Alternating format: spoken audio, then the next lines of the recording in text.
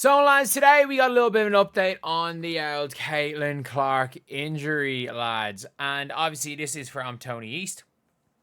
He is one of the reporters that has been showing off quite a lot of the things from Fever, practices and regularly gets the old scoop with the coaches. So, we saw here clips of Caitlin Clark just getting a shooting workout in. We saw her at times kind of doing stuff that looked like it was movements that maybe might be a little bit tough to kind of push off from, which in fairness, I think a lot of the movements were. And obviously, and Stephanie White gave another update as well after this. And let's hear what Stephanie White had to say. Semi-live shooting drills. I mean, it wasn't really live. It was semi-live shooting drills. Still hasn't gone full speed in a practice or a live defensive group, but she's been getting some 3-on-3 work, on her own. So, I think the biggest thing is, she's stated she's not a fan of minutes restrictions. If there's going to be a minutes restriction, maybe we'll hold her another game. But it's evaluating her again in the morning, seeing what she's done with, however many days there have been of more loading, and make a decision from there. But again, I prioritize the long-term, her long-term health and wellness, and making sure that when she comes back, she's 100%. So yeah, that's an important one. That is an important one. And she's not playing tomorrow. Like, we don't need to see the status report to know that she's not playing tomorrow. Basically, she's not playing tomorrow. It's the correct report to have. If we can beat the Lynx and the Aces right now, we don't push her. That's the thing. The Indiana Fever, with Caitlin Clark, they are borderline contenders. Like, they're the third best team in W with Caitlin Clark. Without Caitlin Clark, they still make the playoffs. And that's the thing. Where it's like, if you can hang on and be a playoff team without Caitlin Clark, then you're good. And like, again, you look at this roster, they can survive without Caitlin. They've shown that they can survive. But we got to look and make some predictions when we think Caitlin Clark is going to come back. And again, this is from Tony East. Jesus, this is an hour and a half ago. I do apologize for being late to this. I do apologize for being really, really late to this. I'm just absolutely exhausted. So I'm going to record this video, record one or two more, and then I'm going to sleep for a few hours. I'm going to go and sleep for a few hours. But yeah, anyway, we have got this right here. So they're playing the Sparks, the Valkyries, and the Dream. 3 games in a row, and they play the Dallas Wings in Indiana. I don't know if she's back for that Dallas Wings game. Or sorry, I don't know if she's back for that Valkyries game. I think a lot of people are saying come back at the All-Star break. It's like, oh, why would she play the All-Star game, man? She can play 10 minutes in the All-Star game and chill, like. It's not the end of the world. But I don't know. I really don't I don't know what the top cards are. Or I don't know what the the best scenario is.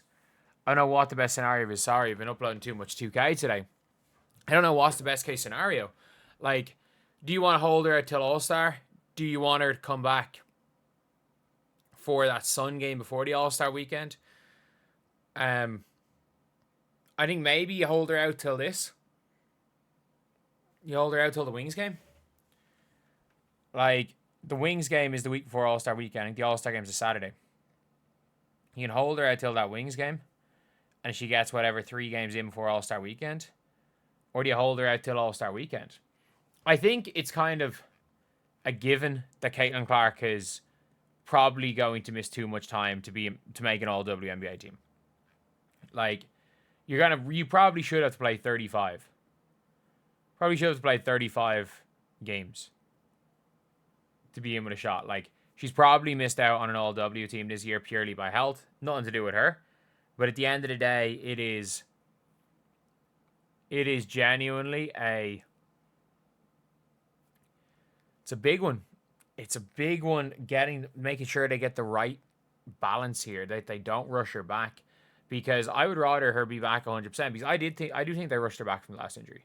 I don't think it was anything crazy where it was at major risk of doing something else. But, like, she was by game 2.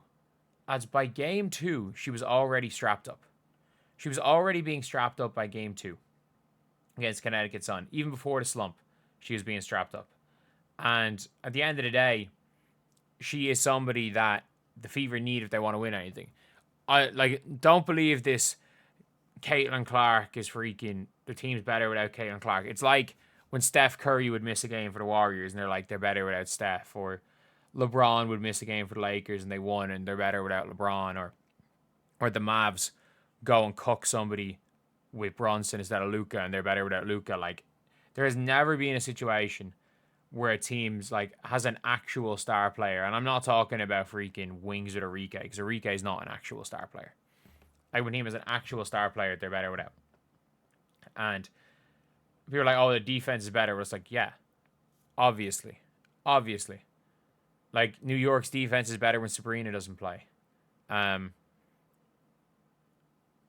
there's a lot of situations where, like, ironically, Chicago's defense is best when it's Camila Cardoso and Elizabeth Williams, as far as I'm aware.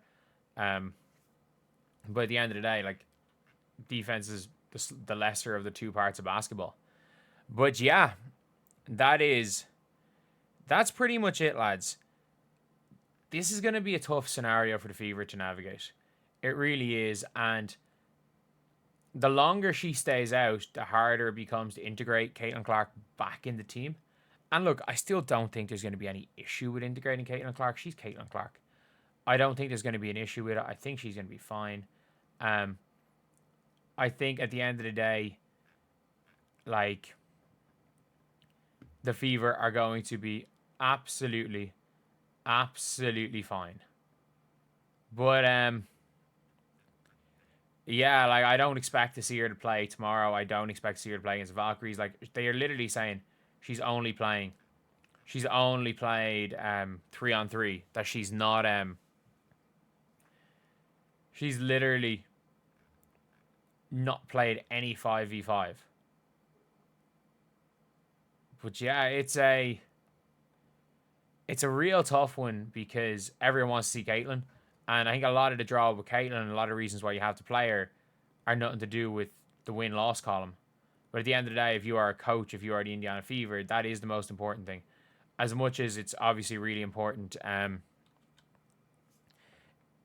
there's other things that are important, not just the win-loss column. But for them, that is the most important thing. But yeah, all around, I would say expect maybe her to be back for a dream game.